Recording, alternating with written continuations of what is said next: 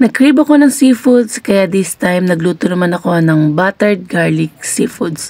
So sa tahong pala, ang ginawa ko dyan, pinakuluan ko na at inalis ko na sa kanyang shell kasi nasasayangan ako sa sauce na napupunta sa shell tas itatapon lang. So para sa ibang ingredients, makikita nyo sa inyong monitor or sa inyong screen ang lahat ng ginamit ko.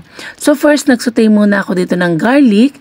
So minake sure ko muna na ang garlic natin ay magta-turn ng medyo brownish bago ko inilagay yung ating butter kasi ayokong masunog siya. Then after that, so inilagay ko na dyan yung ating soft drinks o yung Sprite para meron na siyang tamis. So konting seasonings na lang yung ilalagay natin later para sa added flavor. So isinalin ko na rin dito yung sabaw ng ating tahong. So wag nyo itatapon yon kasi idadagdag natin yung sabaw para mas talagang lasang-lasa natin yung ating seafood. So nagdagdag lang din ako dyan ng oyster sauce, ng paminta.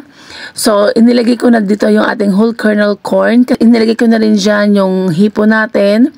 So once ito ay kumukulo na, sinama ko na rin dyan yung ating tahong. So makapansin nyo, medyo napadami yung aking sabaw. Kaya ang ginawa ko dyan, after ko na ito ay maluto, so inalis ko muna silang lahat.